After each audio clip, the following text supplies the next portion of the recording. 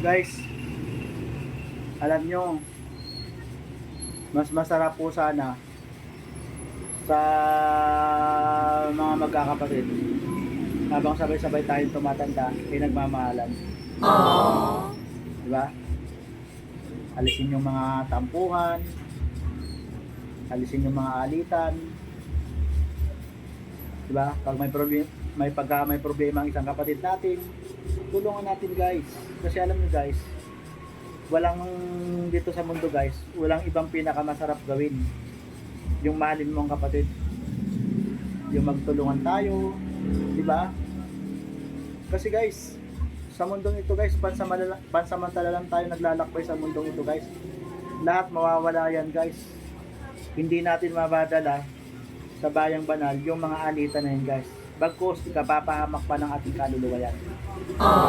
Kaya nga guys,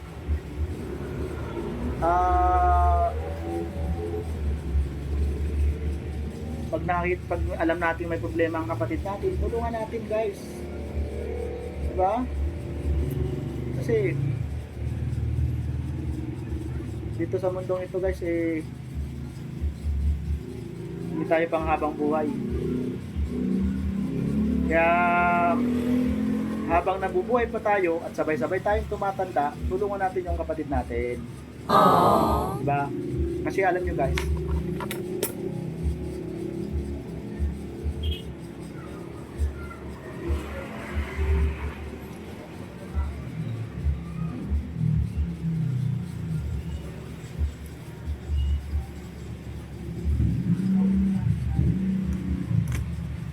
kasi guys maipamamana pa po natin sa ating mga anak yung magising yung mga anak na natin na nakikita nila yung kanilang mga magulang at mga kapatid ng kanilang mga magulang ay nagmamahalan. Yun ang pinakadabis natin gawin. Pag nakita natin yung kapatid natin na nahihirapan, may problema, tulungan natin yun guys. Pag nalulungkot yung kapatid natin, tulungan natin. Diba? Tingnan nyo, ito na lang, halimbawa na lang natin. Si Adan, nung nakita ni Eva na nalulungkot, anong ginawa ni Eva guys? Diba? Pinaligaya ni Eva.